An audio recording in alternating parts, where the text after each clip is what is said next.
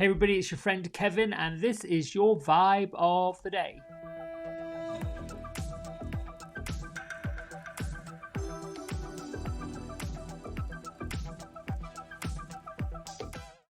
All right, hello. Welcome, wherever you are, whatever you're doing. I hope you are feeling blessed or looking towards your blessings. We've got an exciting something different for today.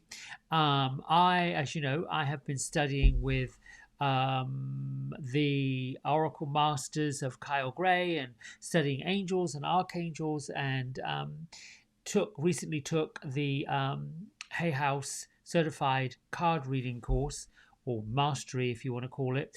I wanted to expand my spiritual repertoire, connect my connection to the spirit world through card reading. I'd never really studied it, and I felt like, well, this might be an interesting journey. I think really what began as more of a distraction into what can I do? How much more can I expand myself? What can I offer? How can I serve humanity, mankind, what have you, in a more positive, upbeat, inspirational, motivational way? I got a lot of that in the various modes of teaching that I've done for probably the last 20 years.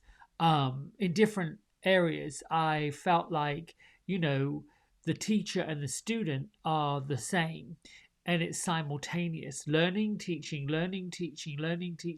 seems to be this thing. This we can all share, and through sharing you're teaching, and through sharing we're learning. When other people share, we learn from them. Um, Now I'm beginning to see how prevalent and how powerful this life journey, if you will, is. And the more I dig into this and the more I do it, the more expansive it becomes for me. So I've recently bought some new tools, and I'm going to share this morning's reading with you.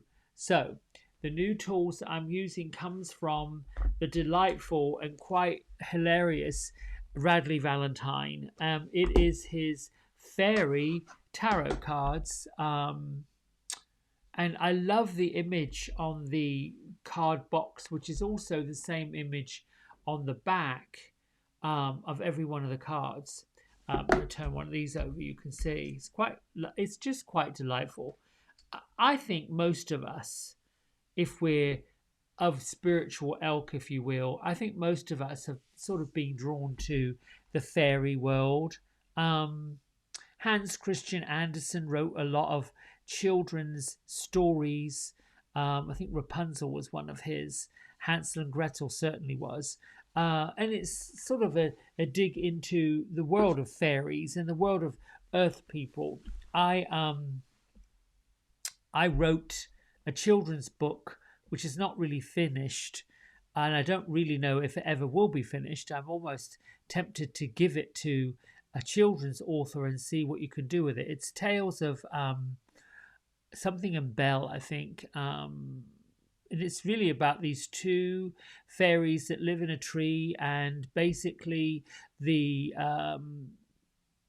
development happens, and they start clearing the land to build homes and houses, and these two fairies are somewhat displaced, and it's their journey of following the rabbits and the fox and over the wall and into another realm where they come in contact with a larger tree, and the tree basically becomes almost like, not only is it one of their homes, but it actually happens to be a living tree, meaning it's got a soul and a purpose and a power. And then it's their journey through the forest. They start meeting the ducks and the chickens and all these other beings and animals. It's a little bit like Hans Christian Andersen and Beatrix Potter just have this love child known as a story. I can't remember when I wrote it. I don't know how long ago I wrote it. I still have it somewhere on my computer. But anyway, I do these things often, once in a while, dig into something creative like that because it sings to my soul, as do these cards. So let's get right to today's message. Right, so 3 cards I pulled, and they are from the Fairy Tarot. Now, the difference between tarot and Oracle. Oracle seems to be more fluid. Oracle has a lovely theme of its own and is really quite um, resident to the author of the Oracle card. So their inspiration is in it. Their feeling is in it, and the way that they explain the oracle and the journey of that oracle is sort of individualized, if you will. But then there's also some fluidity to it.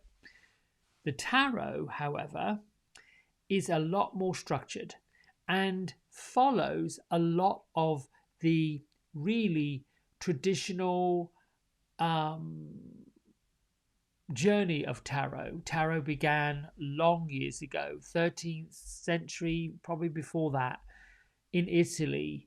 Then there was a part where it morphed into France, and then you had these Marseille decks. And, initially it was regular playing cards that artists drew on, and later the society, the aristocrats, became more interested in the story of the tarot. I think they call it tarocchi, something like that, very in the very beginning, and that's how these artists began to paint these cards and turn them into stories and journeys. So certainly, those of you that know the tarot, there's a major arcana, 22 cards, and then there are 56 of the minor. The major being big life events, sort of more substantial, and the minor, including the court cards and the other ones they call pips, which are the numbers A through 10. They're sort of more the day to day. Now, what I love about Radley Valentine is he kind of took the macabre and the dark, sort of mysterious, almost evil, almost sort of like really heavy influence of tarot off, and moved it into more of a light-hearted, more pleasing, pleasurable, fun kind of journey. And I like these cards particularly because it's a little new take on the suits. Typically in tarot, you've got coins or pentacles, you have wands or fire, you've got cups or water, and you've got swords or air. And that's sort of how it goes with the element of what you're talking about. So in this deck, Fairy Tarot, we have Spring, which is really about action and passion. Winter, which would be more considered your sword cards, your thought cards, your reflective cards, your sort of idea. And then, of course, you have the major. Major Arcana, in my mind, takes a journey. You have 0, which would be 0, naught, which talks about the adventurer starting the adventure of life, and you go all the way on up to 22, which I think is the world card, something like that, where it's sort of now it's time to start all over again or start something new.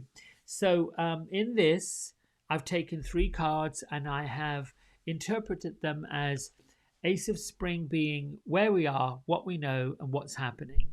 In the middle, the 6 of Winter, what we should consider working on, what our project is, that the project's off the ground, what's surrounding us today, right now, and then what we need to know about it, what we need to work on, perhaps challenges, perhaps insight, perhaps a little digging a little deeper into, okay, well, we've got this, what do we need to know about moving it forward? So let's bring these 3 together. Our Ace of Spring is saying it's time to take action and be fearless. Happily pursue whatever your treasured dreams are and what you're looking to accomplish, particularly in your career and your life path. And then where we are, what we're doing with that all in mind is positive changes are coming from these activities, from this choice we're making. And a welcome relief is coming from troubled times, whether you're traveling or relocating or thoughts of changing careers, thoughts of changing homes, thoughts of opening your homes to things, thoughts of really getting into something else, these two work together. Six is about harmony, six is about balance. And of course, winter being the card of mental reflection, the thoughts, the thinking, the ideas, the creative mental juices, all of that works together. I like these two together, Ace of Spring and Six of Winter. They're very complementary. So the star, which would be what are we working on? How do we accomplish this? And sort of what's the big nugget? And this is a lovely card from the Major Arcana card. And I'm going to say, basically, if I'm looking at this fairy, she's basically waving a magic wand and the stars are singing and saying, yes, okay, you can have what you want. Look toward the future with hope and optimism, the power of faith to move mountains, and happily changes that bring relief from challenging times. So that to me would say that, we have power. We really truly do have power. And at times of when we're challenged, pushed, shoved, feeling that I don't know how much more of this I can take. And truly, there's a great deal that most of us, whether it's in your own world or whether it's an expanded world to the country or the region that you're in, right now in the United States, we've had a horrible series of tornadoes, not just one, but a whole bunch of them that ripped through the state of Kentucky. I don't know how in the world any of those folks pick pieces back up, or the rest of us, how we mentally, emotionally create this cosmic blanket of love, compassion, and I will add that in these times that happen, the majority of humanity pull together no matter what, step away from and aside from their differences and what makes them different and what they were rather fearful of acknowledging, and come together for the highest good of those who need it. And this is where all of this strength comes from. All of this love comes from, all this power comes from. So if we're looking at the star card here, and we're sort of we're paying attention to the message, it would be to look forward. It's difficult to look forward when you're devastated by the fact that nothing's moving, nothing's going, nothing's getting where we need to do what needs to happen. And there are times when the band-aid comes off and there's blood and there's gushing and there's tears and there's all of that happens, devastating stuff, which seems easy to say and talk about it if it's not affecting you.